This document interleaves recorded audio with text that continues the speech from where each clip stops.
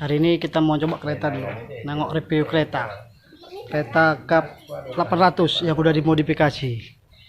Bagaimana? Kita lihat.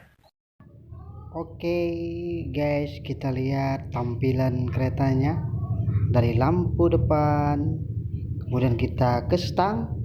Nah, stang ini sudah dimodifikasi ya guys. Nah, tampilan lampu depan nih dengan lampu khas identik lawas ya, identik seperti zaman bapak dan ibu kita dulu mungkin ya.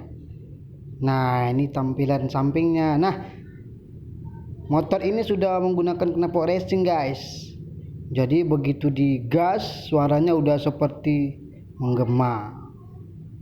Nah, kita lihat kembali dari samping. Nah, tampilannya ini guys. Iya. Nah, bannya sudah gaul ya guys. Nah, ini belakangnya guys, kita lihat.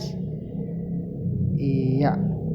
Nah, lampu tangan ini seperti mata belalang ya guys.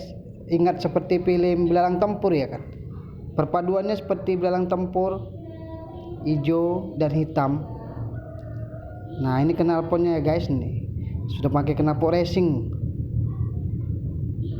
Wow, keren sekali. Ini kalau kita keliling kota ya kan, ini bisa jadi pusat perhatian anak-anak muda nih, apalagi yang gadis-gadisnya. Nah, ini stoknya sudah sok dimodifikasi, sudah diganti. Iya.